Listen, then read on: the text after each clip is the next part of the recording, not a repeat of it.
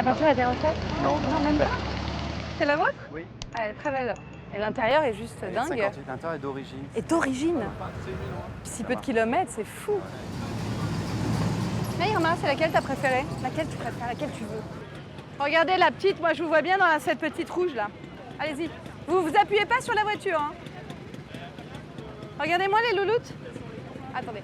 Hop. Je veux bien aussi devant la mienne. Merci beaucoup. C'est très gentil. C'est une quête sans fin qui peut faire basculer une vie. La collectionnite aiguë. Voitures, boutons, albums, cette folie douce touche un Français sur 4 et pour certains, cela devient même une obsession.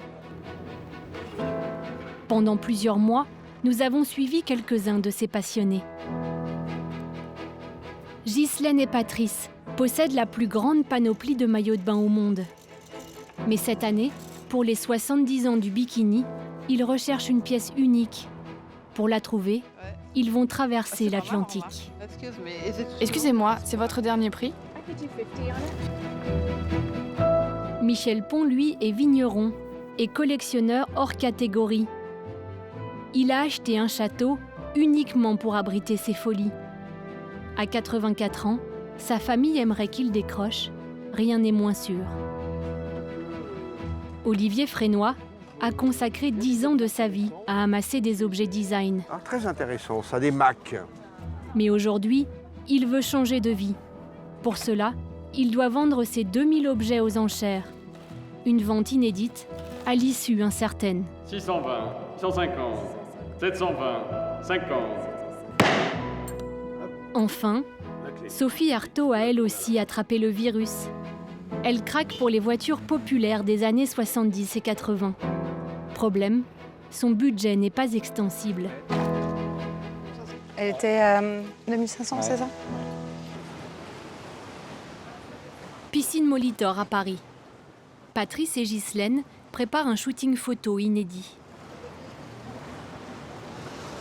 Tu ne mouilles pas le maillot par contre, hein? Ce maillot de bain est unique au monde. C'est une pièce historique, le premier bikini. Et tu te rends compte qu'il a pratiquement 70 ans celui-là. C'est hallucinant, hein? Et le tissu n'a pas bougé. C'est super actuel. C'est celui que je préfère parce que c'est par lui que tout a été déclenché. C'est vraiment quelque chose qu'on nous a beaucoup demandé, mais j'ai jamais voulu le vendre. Ça me permet de le porter. Voilà, exactement. Cette pièce mythique est le porte-drapeau de la collection de Ghislaine et Patrice. Et vous regardez par là. Comme s'il faisait pas chaud, voilà, tranquille. Après lui, tout s'est enchaîné. C'était comme une espèce de boulimie, parce que tous les collectionneurs sont boulimiques de l'achat, de la connaissance, de l'histoire et tout ça. Donc la collection, voilà, ça fait partie de notre vie maintenant. Avant, Ghislaine était dans les assurances et Patrice photographe. Aujourd'hui, ils sont devenus les experts du maillot de bain et c'est à eux qu'a été confiée une grande rétrospective sur le bikini. Tu peux te décoller un petit peu, voilà, très très bien. Là on voit bien le maillot, superbe. Ce shooting photo est la première étape et il se devait d'être à la piscine Molitor. Tout a commencé ici, donc c'est ici que tout continue. Le 5 juillet 1946, pendant la fête de l'eau, le Français Louis Réard présente pour la première fois son bikini. Le nom d'un atoll du Pacifique, sur lequel l'armée américaine a mené quelques jours plus tôt des essais nucléaires. L'inventeur espère que son maillot fera l'effet d'une bombe. Chez eux, Ghislaine et Patrice continuent les préparatifs pour leur rétrospective. Alors, les bikinis 50, on va partir sur les imprimés 13-50. Les caractéristiques de cette période-là. Ça, c'est l'imprimé 50 par définition, d'accord. D'accord. Culotte haute.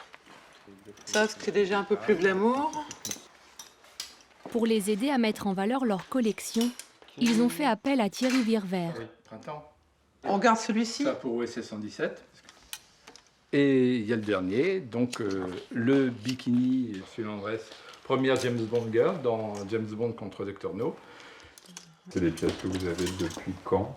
On a commencé à acheter... J'ai commencé à acheter... tout seul. Parce qu'elle était contre. J'ai commencé à acheter un maillot, 2 maillots, 3 maillots. À chaque fois, c'était des beaux, très imprimés. Et je me souviens très bien qu'elle m'a dit un jour, bon, maintenant, t'en as 10, ça suffit. D'accord, voilà. T'es content, va jouer. D'accord. Bon. En gros, c'était Donc, ça. heureusement, je ne l'ai pas écouté. J'ai continué et je regrette pas. 1, 2, 3, 4, 5, 20 ans plus tard, 7, Ghislaine et Patrice possèdent 500 maillots de bain. Donc, on commence Une par partie les de incontournables, l'exposition sera consacrée à l'ancêtre du bikini, sans avoir le costume de bain. Le Des smock pièces très- uniques qui datent du 19e siècle. Ça raconte vraiment Ouais. presque un siècle d'histoire. Ah, ça, c'est des pièces historiques qui ne sont pas faciles à trouver justement à cause de leur matière, compte tenu que justement les mythes se sont mis dans la laine et que la plupart du temps, ils sont tombés en décrépitude, quoi. Toujours en laine, ce qui permettait d'avoir un maillot qui pesait 500 grammes à sec et 10 kilos quand on sortait de l'eau. Voilà. Faire la culotte, en plus, elle devait bien retomber, quoi. Voilà. C'était, Donc ça, c'est un des premiers maillots de bain 2 pièces, Ouais. 1935. On est encore en laine, mais on est déjà en 2 pièces. C'est au hasard des Chines qu'on arrive à trouver ce genre d'article, mais pas facile et cher en plus. Aujourd'hui, ils ont les plus beaux maillots de bain au monde. Mais comme tous les collectionneurs, ils veulent trouver encore plus beau. Pour cela, il n'existe qu'un seul endroit, Los Angeles. Dans quelques jours, s'y tient la plus grande braderie du monde. Donnez-moi des nouvelles quand même D'accord. pendant votre voyage. Oui, On se tient au courant. Si on a une D'accord. pièce qui tue, on vous l'envoie en on photo. vous l'envoie. en Ah photo. oui, s'il vous plaît. Je vous rappelle que dans 4 semaines, on monte l'expo. Oui. Hein? Donc le délai est court. Savigny-les-Beaunes, en Bourgogne. Ces amoureux des voitures anciennes ont fait des kilomètres pour découvrir un phénomène. Messieurs, dames, je vous en prie, avancez. Michel Pont est un collectionneur hors norme. Vous êtes guère galant quand même, hein? Vous savez l'âge que j'ai, messieurs et mesdames, j'ai 84 ans dans quelques mois. Comme j'ai la santé, j'ai été tenté à faire des choses souvent qui étaient impossibles à faire, parce qu'il faut avoir la tête un petit peu comme ça, hein? Et je suis toujours là, à mon âge, dans ce cabanon. Bon, allez, j'arrête mes bêtises. Le cabanon est un château du XIVe siècle, acheté il y a presque 40 ans. Si vous voulez me suivre, s'il vous plaît. Pas pour y habiter, mais parce que Michel Pont cherchait un écrin pour ses passions. Il y en a combien des motos? Ici, il y en a 105 ou 108. Au total, j'en ai 200. C'est quand même assez bluffant, on va dire. Hein. On en prend plein les yeux. La première moto, je l'ai achetée à Abbeville, et c'est soi-disant l'ancienne moto de Brigitte Bardot. Dans une autre aile du château, 36 voitures de course. Michel Pont en a piloté certaines. Regardez l'intérieur, vous voyez comme c'est? Et je n'ai jamais fait de business, parce que les collectionneurs qui font du business, ce n'est pas des collectionneurs. C'est des businessmen qui voient qu'une chose, ils achètent 10, ils revendent 20, le lendemain, leur meilleur copain. La voiture qu'elle a, vous le voyez? Vous ne pouvez pas savoir quel prix, je peux la vendre si je voulais, mais je ne la vends pas. Je ne la vends pas, je la garde. C'est sentimental. C'est dans l'enfance de Michel Pont qu'il faut chercher les raisons qui le poussent encore à accumuler. Moi, je n'ai pas été éduqué par des parents qui m'offraient tout ce que je voulais. J'ai eu un martinet dans mes sabots de Noël. Je n'ai pas eu de maquette. J'ai été élevé à coups de triques et de calottes. Donc, même si je m'étais intéressé aux maquettes, mon père m'aurait dit, dis donc, c'est pas avec ça que je vais t'élever, que je vais t'éduquer, travaille donc. Voilà ce qu'on m'a dit. Et bien, on y est presque, là. Hein. Aujourd'hui, l'octogénaire possède 10 000 maquettes d'avions et a rattrapé les Noëls quelque peu austères. Et sa folie XXL se trouve à l'extérieur, dans le parc du château. Des avions grandeur nature qui constituent le plus grand arsenal privé de France. Pour le financer, Michel Pont peut compter sur son vignoble. Il possède 17 hectares sur la route des plus grands Bourgognes. Meursault, Pommard, quelques-uns des meilleurs vins du monde. Aujourd'hui, son fils Christophe gère l'exploitation de la vigne. Après 15 ans, passé à récupérer les avions avec son père. C'était 1 à 2 avions par mois, donc là ça commençait à faire beaucoup. Donc à un moment donné, c'est vrai que j'ai un peu levé le pied en disant ça commence à bien faire, je ne peux plus tout faire. Donc je veux bien m'orienter plus sur le vin et la vigne. Et lui s'est gardé ses collections et voilà, on s'est repartagé le travail il y a une dizaine d'années comme ça. Dans quelques semaines, son père fêtera ses 84 ans. Christophe veut le préserver au maximum. Le jour où ça va s'arrêter, il ne faudrait pas que ça s'arrête trop vite non plus, quoi. Ça pourrait être catastrophique. Donc, gardons-le en bonne santé. Sa mère est décédée à 104 ans, il a encore 20 ans devant lui au minimum, hors taxe. Donc voilà, continuons. Et on va continuer, il n'y a pas de problème.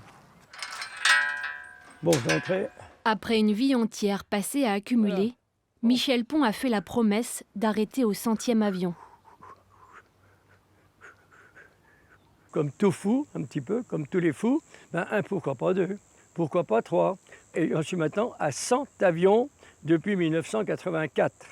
J'ai fait ça suivant mes moyens et surtout ma conscience de ne pas dépasser la limite.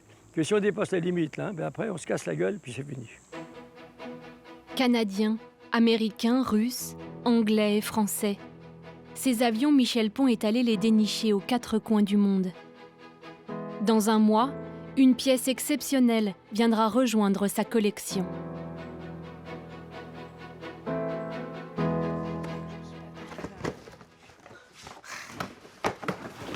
À Paris, une autre passion envahit tout l'espace. 400 paires de chaussures collectées par Sophie Ertaud et stockées tant bien que mal dans son petit appartement. Il y a des cachettes secrètes partout ici. Ça, c'est rempli de chaussures. Ça, c'est absolument rempli de chaussures à ras-bord. Ça croule de chaussures.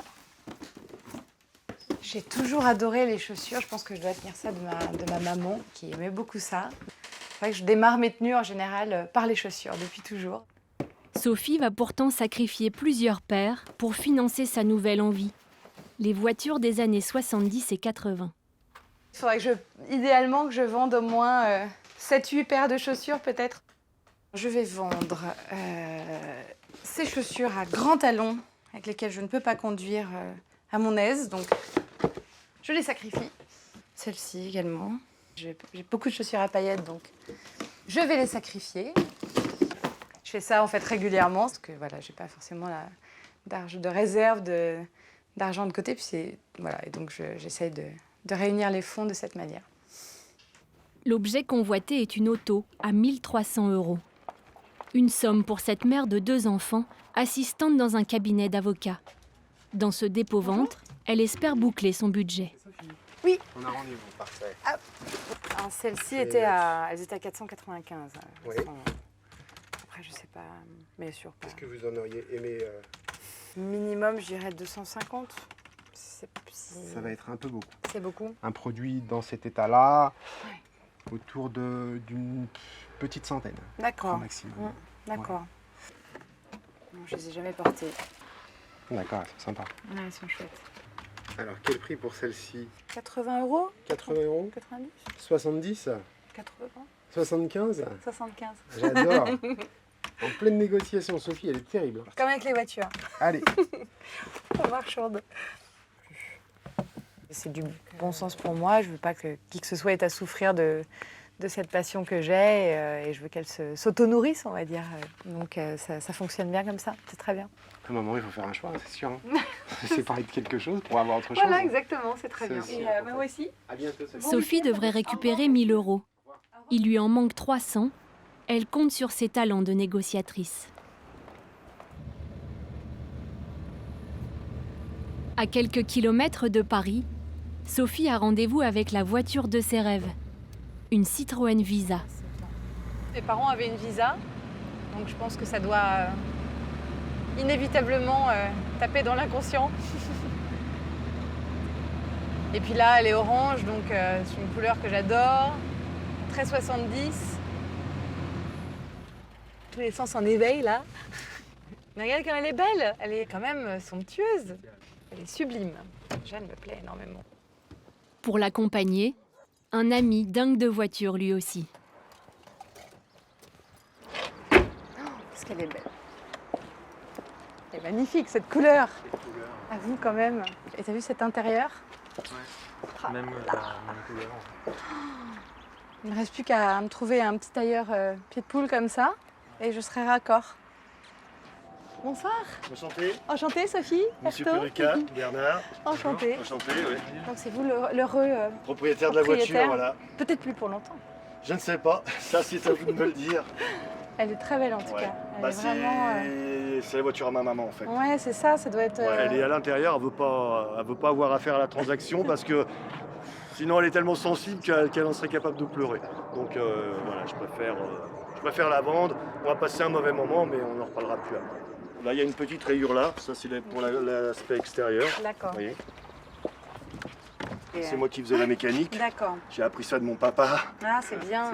Si vous achetez cette voiture-là, vous allez avoir du succès. Hein. Pas d'une discrétion folle, il est vrai. Beaucoup d'appels. Oui, je vais pas vous mentir, j'ai vraiment beaucoup d'appels. Par contre, ça vous ennuie si je fais un petit tour avec, juste le tour du pâté de maison? Pas du tout, pas du tout.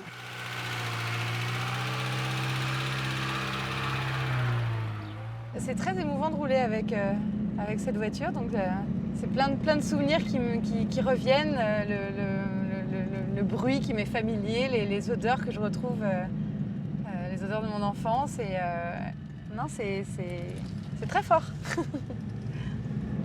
Non, elle est super, je l'aime déjà. Les limites, ce sont les sous et la place, voilà. Après le reste, il n'y a aucune limite. Je ne m'en pose pas en tout cas. Le coup de foudre de Sophie rentrera-t-il dans son budget?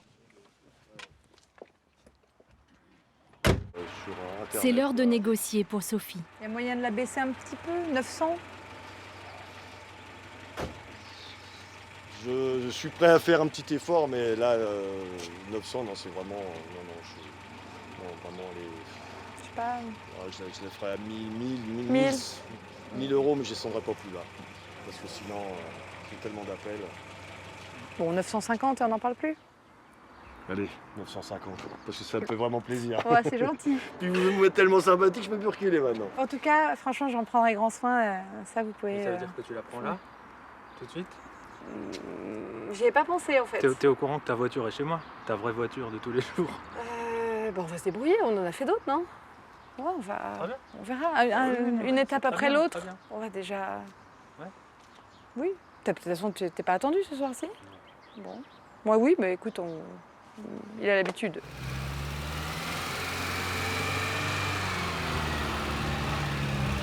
C'est sa 8e voiture.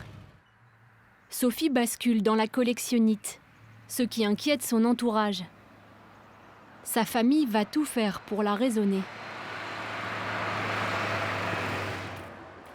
Mais arrêter nécessite de la volonté et une sacrée force de caractère.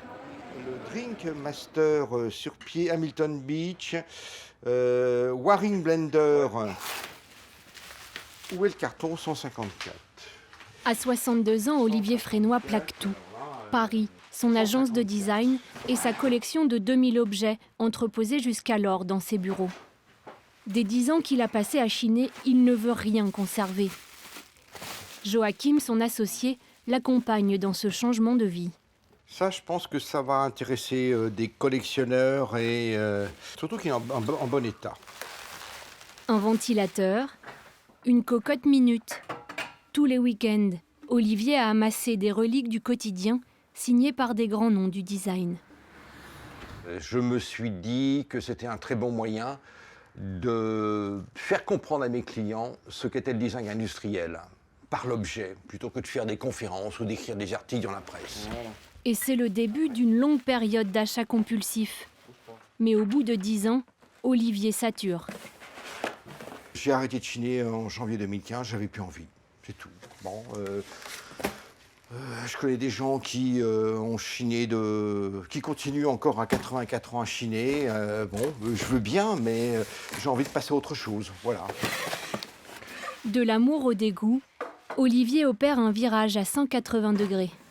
Joachim, est-ce que tu me vois attristé ou regretté devant ma collection? Non, pas du tout. Non, je crois que c'est ça qui est intéressant. Je suis content. Voilà. Je suis content. Je suis content de faire une belle vente, de bien référencer, d'attirer un maximum de public et enfin de parler de l'histoire du design. Bon, c'est la première fois qu'une collection de 2000 objets sur l'histoire du design est mise en vente. Une vente aux enchères, à Chartres. Voilà comment Olivier a choisi de se débarrasser de sa collection. Soins du corps. Donc, tu as la lampe à bronzer à UV là-bas. Hein. Tu sais ce que c'est, ça, Joachim? C'est une toise pour mesurer les enfants. C'était dessiné par Roger Talon, un grand designer français. C'est un objet recherché. Ça s'appelle Top Boy. Regarde, Joachim, ce petit sèche-cheveux dessiné par Dieter Rams pour Braun. Comme c'est mignon, mais c'est magnifique avec ce petit bouton jaune. Hein, on le tient en main, c'est un petit sèche-cheveux de voyage. Il a sa petite trousse. Impeccable. La condition à la collection, c'était qu'on ne touche pas à mon bureau. Et les objets ont été entassés tout autour, mais mon bureau n'a jamais été souillé par un objet. Je dis souillé, c'est un peu... Souillé, c'est comique, hein, bon, quand même. Ouais, hein, bon. ouais. Je me suis un petit peu senti encerclé à un moment. Ça va dedans, ça? Ah oui. Ah oui, d'accord, ok. Encerclé, voilà, c'est ça. Encerclé par les objets. C'est des réglos, quand même. Des réglos, on va avoir dedans que c'est chez toi, donc... Bon, tu sais qui c'est qui a des dessins, Joachim? C'est intéressant, quand même, des prises et des boutons. C'est Raymond Lewy, un grand designer franco-américain. Voilà. C'est ça, la grosse folie. Quand on voit cet amas de 200 cartons, dedans, il y a 2000 produits. J'ai mis 5 mois à tout emballer, référencer, nettoyer, prendre en photo. Et ça donne ça, voilà. Ça va être calme. Ça va être vide? Oui, ça va être vide, ouais. Il y aura peut-être nous deux et des étagères vides. 2 heures plus tard, les déménageurs de la salle des ventes de Chartres arrivent. Bonjour, on attaque, hein. Sale temps pour les mouches. Bon, voilà, il y a 200 cartons. Ça se vide, c'est très bien, c'est excellent, ça. En 10 ans, Olivier a dépensé environ 20 000 €. Il espère récupérer 4 fois sa mise avec cette vente aux enchères. Mais rien n'est moins sûr. Vendre des belles radios, des beaux téléviseurs, c'est très bien, mais vendre des fers à repasser, des grille-pains et des moules à café, ça pose question. C'est la grande inconnue de cette aventure. Voilà, la grande inconnue. Ah, c'est impressionnant, hein. Bon, messieurs, merci infiniment. On se retrouve à 2 h à Chartres. Merci, à tout à l'heure. Au plaisir. Bonne continuation. Bonne route. Au revoir. Salut. Allez, au Cet revoir. après-midi commence l'exposition de ces 2000 objets. Olivier parviendra-t-il à atteindre son but? Tout vendre.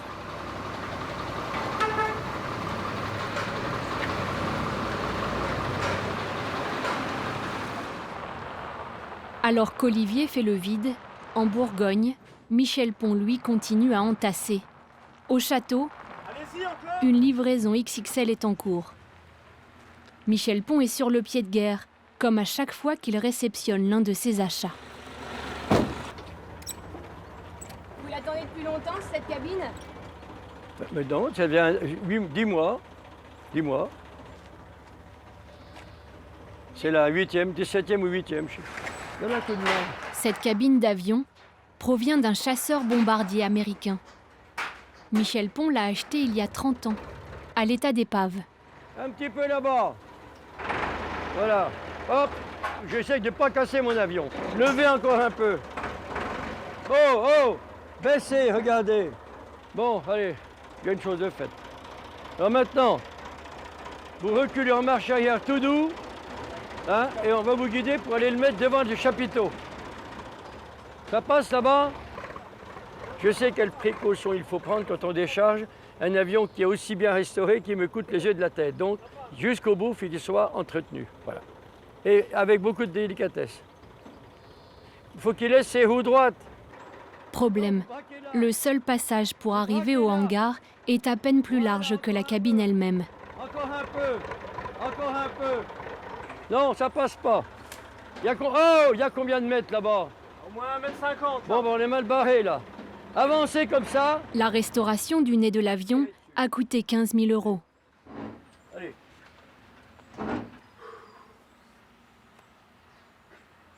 Bon, là-bas, est-ce que ça passe mieux? Allez-y.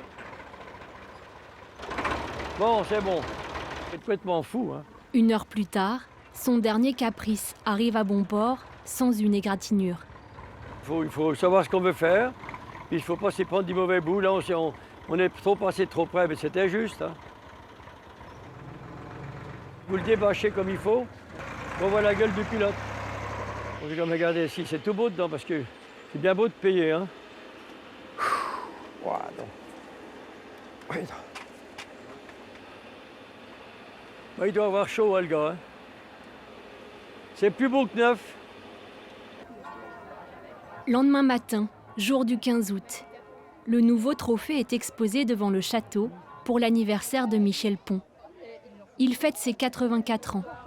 Pour l'occasion, ses 3 petites filles ont fait le déplacement. Voilà. Bon, tu collectionnes quoi, toi? Rien du tout. Oui, mais tu vas hériter de collection du pépé, du vieux. Vous serez actionnaire, comme ça. Vous serez actionnaire de toutes mes folies, à condition de savoir les entretenir et les augmenter même. Voilà, vu? Pas sûr que les petites filles reprennent les folies du grand-père. Pour l'heure, les invités arrivent. Depuis 37 ans, pour l'anniversaire de Michel Pons, la messe du 15 août est dite au château. Bon anniversaire. Merci. Ah oui, c'est vrai, c'est vrai, c'est vrai. Allez, choisissez vos places. C'est toutes les mêmes qui vont au paradis. Hein. Bonjour, mesdames. Je peux chanter la messe, moi. Oui, non, mais je veux dire, Une paradisum, ti la la la la la la. Je sais pas. Michel Pons joue les maîtres de cérémonie. Bon, tu commences pas trop, je peux pouvoir monter en haut. Ça marche pas comme ça. Ah bah si, bah si. Mais si, parce que moi quand je commence un morceau trop haut, ben j'arrive pas à monter en haut. Oui, mais je me suis chauffé pendant 1 heure là, donc... Bon, vous avez vu la bouteille de blanc, vous l'avez vu, hein? Oui, je me suis... Et vous savez que vous l'amènerez avec vous, même entamé. Je vous invite à déjeuner, vous êtes déjà pris. Non, je ne peux pas aujourd'hui. Et puis on verra la suite. D'accord. La suite est une surprise concoctée par Michel Pons. Mais il faudra attendre la fin du récital de sa petite fille.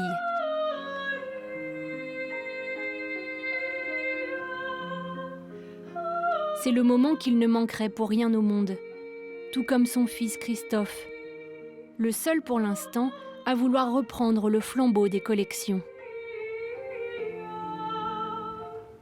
Non, collectionneuse, non, pas du tout. Non, c'est une artiste pure et dure. C'est l'art lyrique, c'est les comédies musicales, c'est expression. Non, collection, non, ça lui passe par-dessus la tête pour l'instant, mais on verra plus tard. Vous êtes tous invités sous le chapiteau à trinquer à l'amitié et à mes 80 ans. Merci, monsieur le curé, et merci à tous. 84 Mais je vais me rajeunir. Et je remercie monsieur le curé d'accepter de bénir mes avions. J'ai eu autant de cœur à récupérer. Ça rentre dans vos activités, ça ne vous dérange pas? On va aller ensemble et on va aller devant les 3 avions. Merci pour cette magnifique messe. Pardon, messieurs, dames. Pardon. On va voir les avions, les bénir.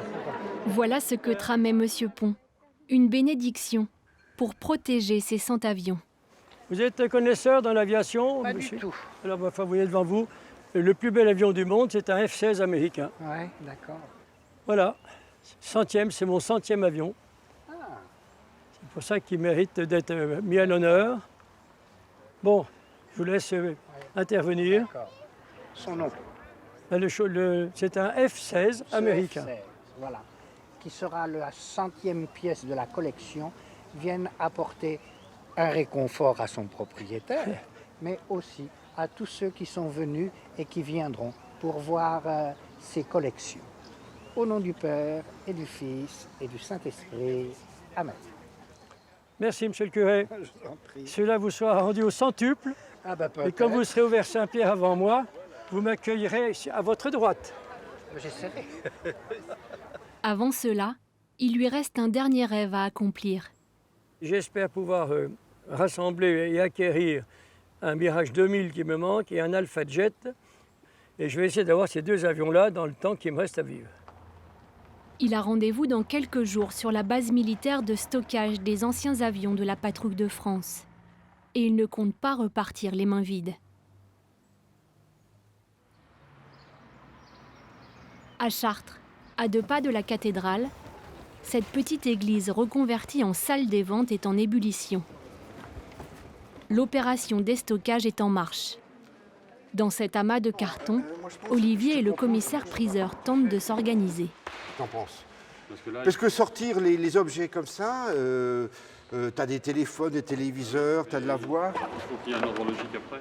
Oui, mais l'ordre logique, ça sera, une fois qu'ils seront numérotés, on les mettra dans leur ordre logique. C'est une vente folle, un peu folle. 1500 lots comme ça à faire, ça fait 2000 objets à mettre en place entre lundi et vendredi après-midi. Donc c'est un challenge, on va voir si on y arrive. Ça c'est fait, ça aussi.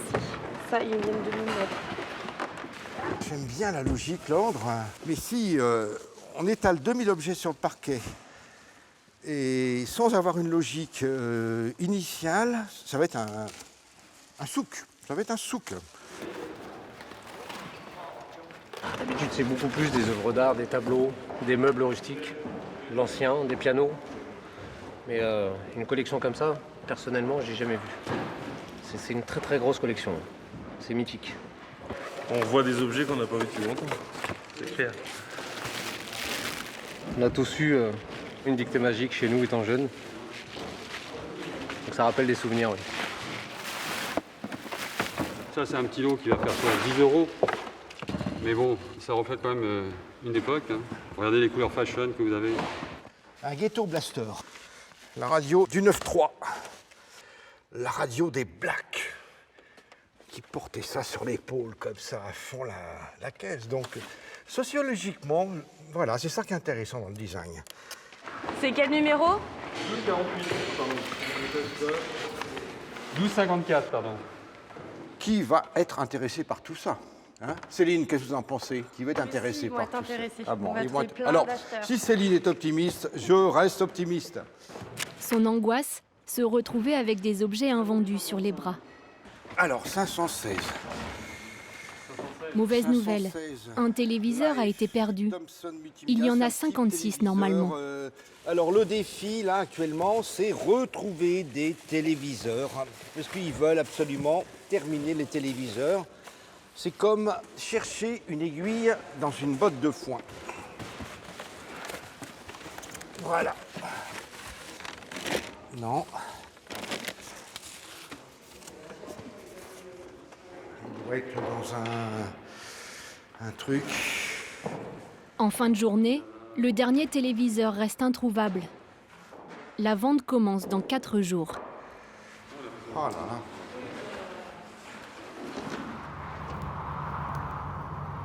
Sur les routes de Normandie, aucune mauvaise surprise pour Sophie. Son nouveau bijou orange est en état de marche. La Visa va rejoindre ses grandes sœurs. Dans ce hangar, loué pour une somme modique à un mécanicien devenu son ami. Bonjour Olivier. Salut Sophie. Comment ça va? Ça va. Petite nouvelle? Et voilà. Alors, est-ce que tu es en extase autant que je le suis devant cette merveille? Peut-être un peu plus tard. Faut que ton œil se fasse... Voilà, s'habitue. C'est ça. Il y a des trucs à faire, hein. Il y a un roulement déjà, je crois. Il y a un bruit un peu particulier. Tu as un phare qui est dissocié. Il va falloir retrouver un phare de la même marque. Est-ce que tu as vu cet intérieur flamboyant? Oui, j'ai vu.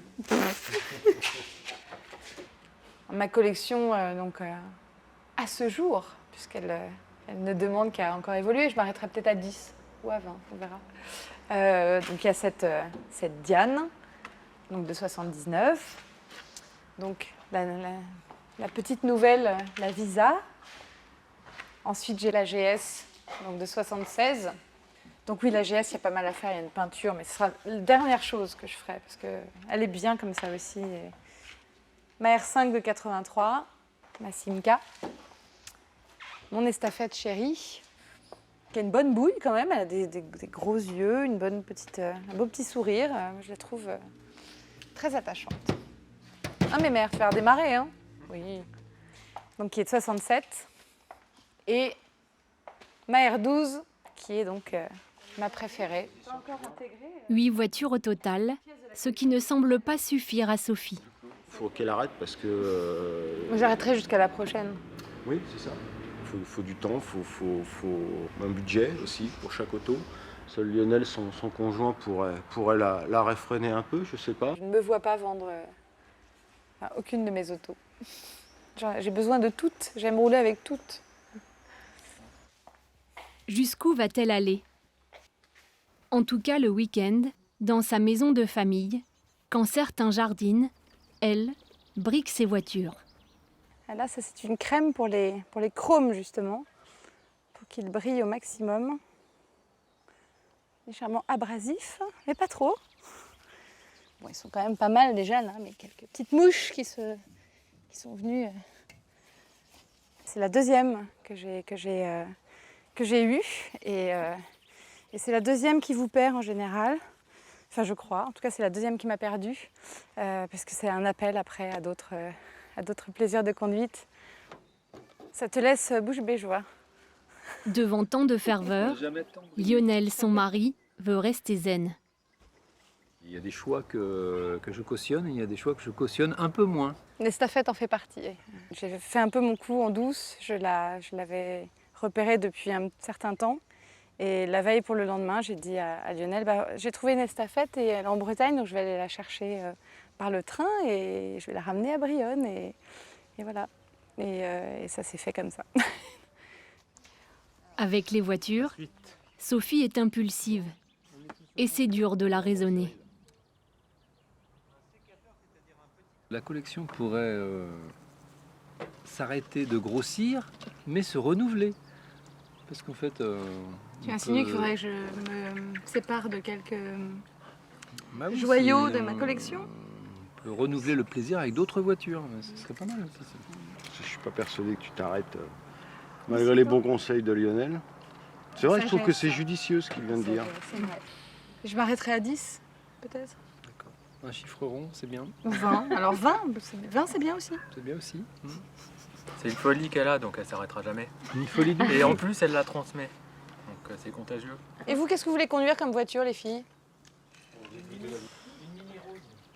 Ce que Lionel ne sait pas, c'est qu'elle a déjà repéré une nouvelle voiture.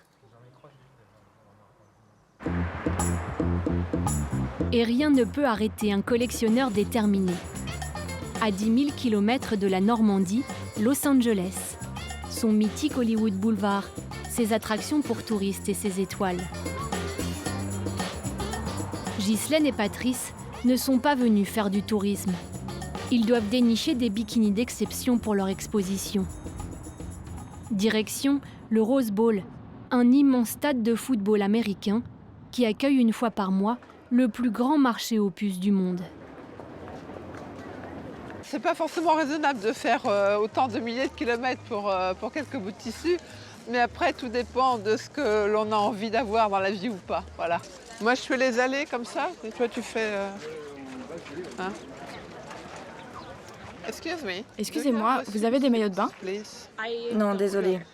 Ah d'accord, merci. La stratégie c'est de perdre le moins de temps possible et de courir sur les boutiques qui éventuellement seraient susceptibles d'avoir du balnéaire et de ne pas perdre son temps, pas se disperser. Donc il faut avoir l'œil. Le marché aux puces s'étale sur 60 hectares et compte 2500 exposants. Le seul maillot de bain que j'ai, c'est celui devant. Et j'ai ce rouge aussi par ici. D'accord, merci beaucoup.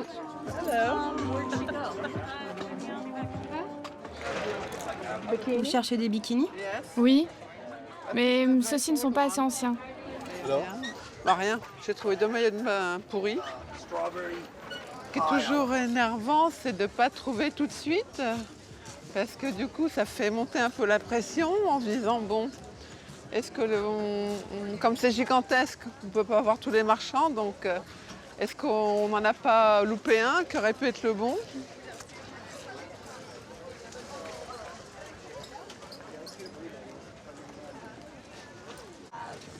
Après 2 heures à tourner dans le marché aux puces de Los Angeles, Ghislaine est attirée par un maillot.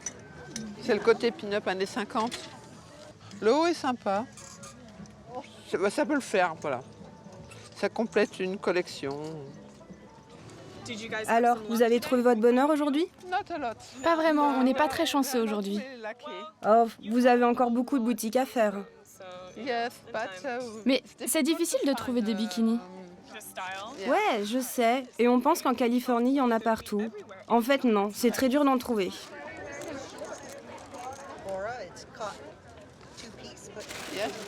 Le marché touche déjà à sa fin.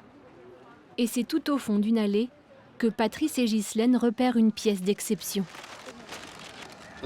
Ah putain.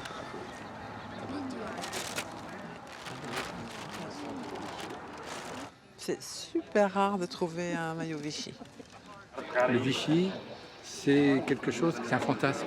C'est un fantasme médiatique repris partout, mais il y en a très très peu. C'est hyper rare. Et en plus, Brigitte Bardot n'a jamais mis de bikini Vichy. Donc voilà, donc quand il y en a un qui se pointe, c'est plutôt une bonne nouvelle. Ouais, je le prends. Hein. Ouais. Excusez-moi, bonjour. Est-ce que c'est à vous? Ah, j'ai pas assez d'argent. Est-ce que vous pouvez me faire un prix parce que c'est la fin du marché là? Il est à 80 $. Vous êtes prêt à mettre combien? Ah, je sais pas. Bien, c'est un maillot pin-up des années 50. On prend la carte si vous voulez. Est-ce que je vais vous prendre tous vos billets? 61 $. Ok. Ok, merci beaucoup. Merci. C'est une bonne affaire. Oui. Merci beaucoup. Bonne journée.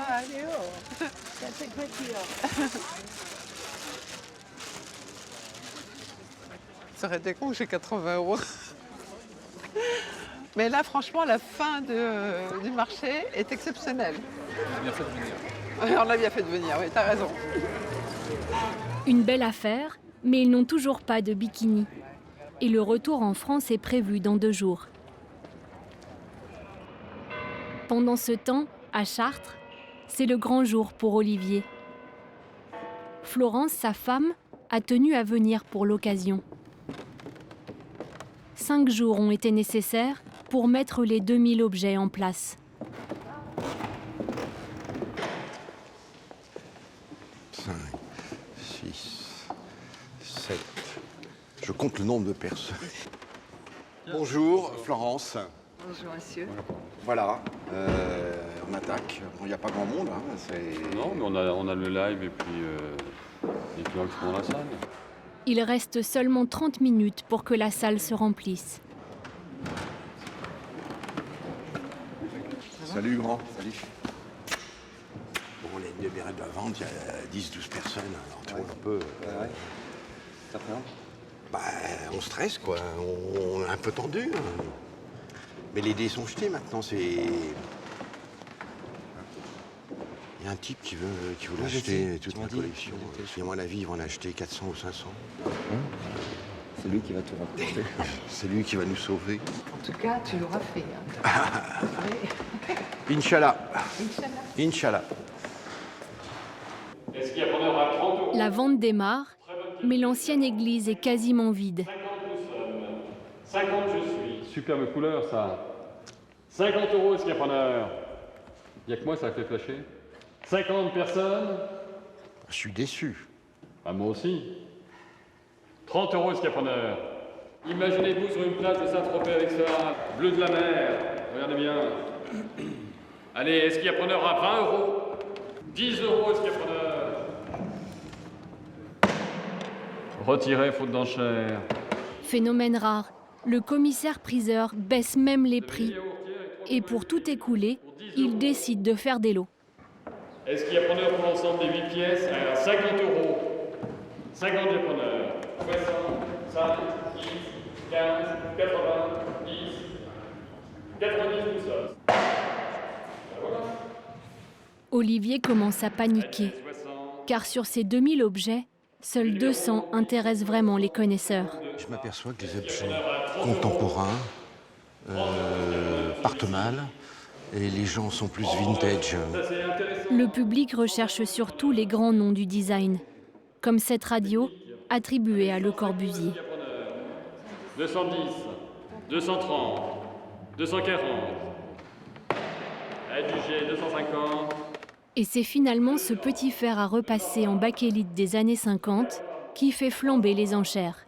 400, 420, 480, 500, 620, 150, 780, 800, 820, 850, bien vu.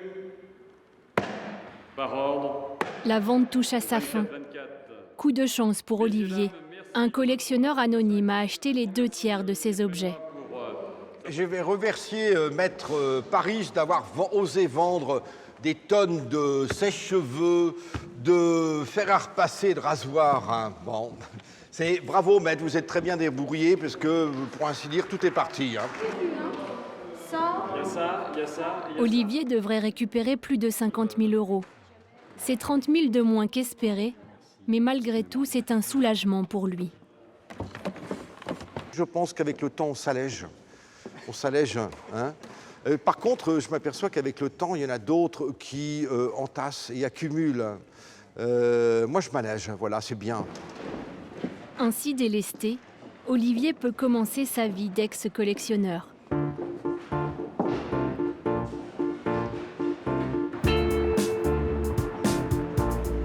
À Los Angeles, pas question de s'alléger. La traque du bikini continue. Sur Venice Beach, l'une des plages les plus célèbres de Californie. Un bon coin normalement, quand on est collectionneur de maillots de bain.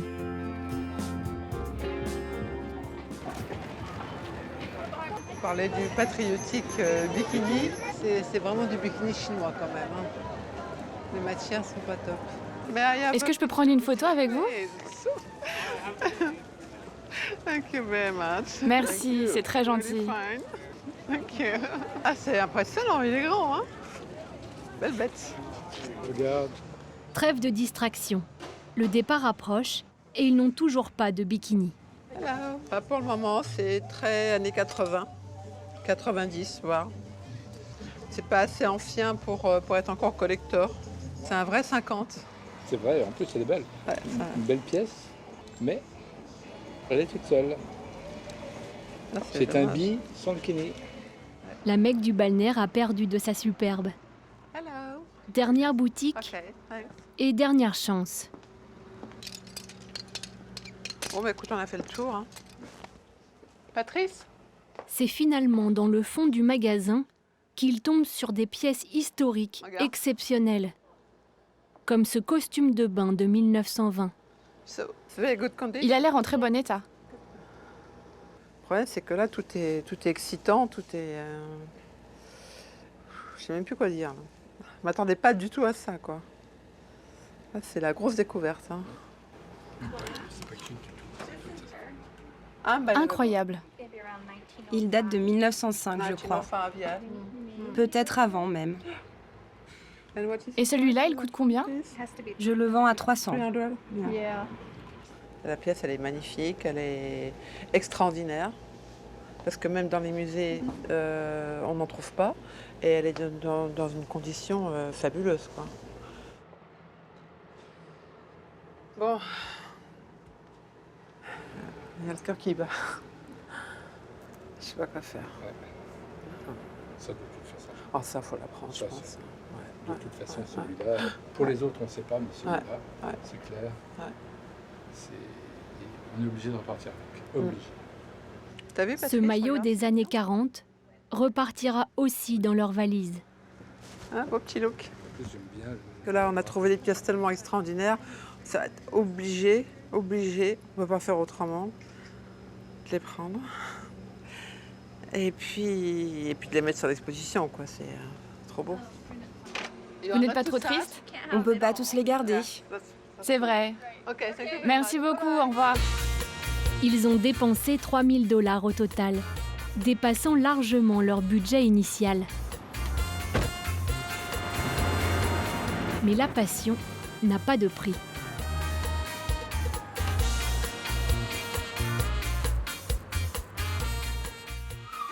Surprise!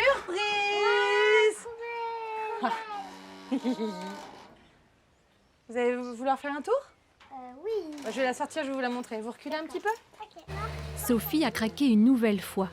Et une nouvelle fois, Lionel a été mis devant le fait accompli. Discrètement, Elle vient d'acheter cette Renault 6. 2300 €. Un modèle inattendu.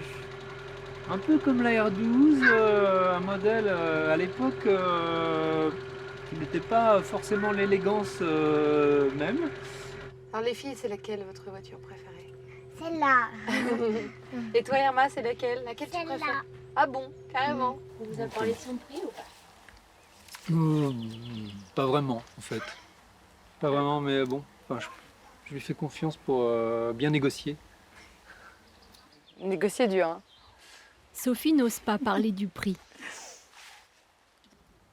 C'est une bonne dot pour mes filles, plus tard. Elles sont très contentes d'avoir chacune leur voiture ancienne. Le dimanche suivant, lors d'un défilé de voitures anciennes dans la capitale, Sophie parade. C'est la première sortie de la R6, son baptême en quelque sorte. Putain, je me suis fait griller par une mob! Ah, j'ai pas regardé le roadbook. Oups, c'est quoi ça? Oh, il m'est rentré dedans, c'est pas vrai. Putain, c'est pas vrai. Si, où ça? Par ça. Mais être rentré dedans? Bah ouais.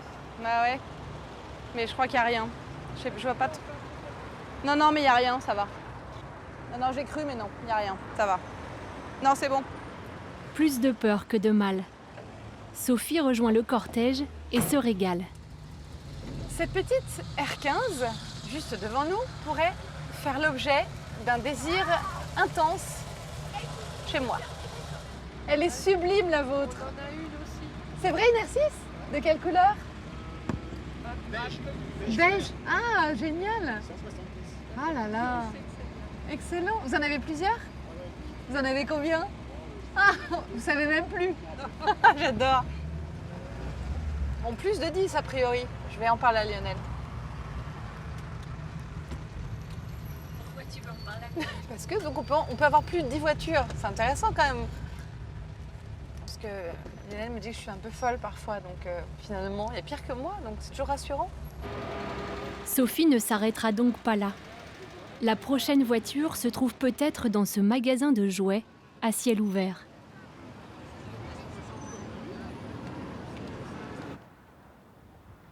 Base militaire de Châteaudun. Le centre de maintenance et de stockage des avions de l'armée française. Michel Pon est en grande discussion avec le commandant. Savez-vous que j'ai 2 Mirage 4 chez moi, dans ma collection? Ah mais là, ça c'est extraordinaire parce que Et je les ai achetés, monsieur. Je l'ai acheté un à Bordeaux et l'autre, il vient de Bretigny, CEV. Michel Pon veut un Alpha Jet et un Mirage 2000 pour terminer sa collection. Aujourd'hui, l'armée de l'air ne vend plus ses aéronefs en fait. Hein. Il met à disposition, en fait, on les prête, on va dire, pour les collectionneurs et les musées. Donc, oui, mais les épaves, vous en faites autant? Oui, de la même façon, oui. Eh ben, faut que je vende ça alors. Je vais demander 2 épaves pour en faire. Hein. Donc là, les aéronefs qui sont ici, que ce soit les Mirage 2000 ou les Alpha Jet, repartent en service dans les semaines qui viennent. Quoi, hein. Oui, d'accord. Vous n'êtes pas encore au Rafale. Pas encore de Rafale ici. Rafale, non. L'armée de l'air ne cède plus d'avions. Elle les met à disposition, ce qui ne plaît pas du tout à Michel Pon. Un jour ou l'autre, cette mise à disposition peut se transformer en don. Dans 10 ans, par exemple. Ah bah ça, je ne peux pas vous dire. Vous serez encore là, monsieur, vu à votre santé, là. Ah oui, peut-être. Et dans 10 ans, vous, monsieur Pon, vous serez encore Moi, là? c'est sûr que je serai encore là. Moi, c'est sûr. Hein. 10 ans d'attente au mieux. Mais Michel Pon ne s'avoue pas vaincu. Je ne demande pas un avion tout beau comme ça. Je sais bien qu'on ne peut pas gagner le ciel comme ça. Des épaves, ça me va très bien. Voilà, donc j'espère qu'avant la fin de l'année, il y en aura peut-être un chez moi. Avant la fin de l'année? Pourquoi pas? Vous savez que les procédures sont quand même... Oui, mais je dirais que je suis un pauvre malheureux, un passionné, qui me le manque.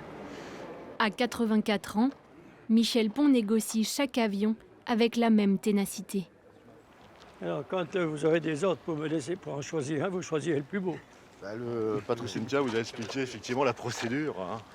Voilà, Loin de lui, l'idée de décrocher. Du côté de Ghislaine et Patrice, après des mois de travail, c'est l'aboutissement. La grande exposition sur le maillot de bain ouvre dans 24 heures. Et tout reste à faire. C'est la malle au trésor. Ces maillots ont fait un long voyage. 10 000 km à peu près. Ça, c'était le Rose Bowl. On avait beaucoup de chance ce jour-là de trouver quelque chose en Vichy. Bon, au départ, on était parti pour trouver les bikinis en Vichy. C'est rabattu sur une pièce. Bon, on va essayer de mettre ça en place maintenant. C'est Patrice et Ghislaine qui s'y collent. Hors de question que quelqu'un d'autre manipule ces pièces uniques. Oh, c'était laborieux, celle-là. Et c'est le premier.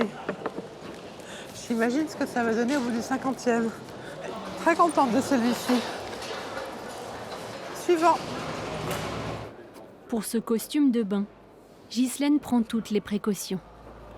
Voilà, c'est notre petit trésor. Généralement, il n'y a que les musées qui possèdent des maillots aussi anciens. Donc pour une fois qu'un collectionneur est capable d'avoir des pièces qui sont largement à la hauteur du musée, voire même parfois supérieures, bon, je trouve que c'est une fierté de les présenter, c'est certain. Sans oublier bien sûr l'emblème de leur collection. Le fameux bikini en lamé doré de Miss Réard 48. Il est beau.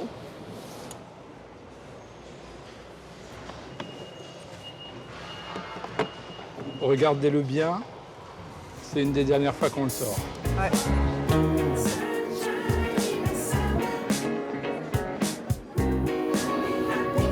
Le lendemain, le public est au rendez-vous. C'est un petit peu une consécration de tout ce qu'on a fait comme travail ces derniers temps. Et puis, on vient de m'annoncer qu'il va y avoir New York d'ici peu. Donc voilà, ce soir, c'est que du plaisir. Franchement, je crois que c'est une belle conclusion sur un dossier où on a beaucoup travaillé, mais en même temps, il y a une belle reconnaissance, donc on est très contents. Un grand musée new-yorkais les a en effet contactés pour une exposition l'an prochain. Leur passion pour les maillots de bain est aujourd'hui reconnue dans le monde entier.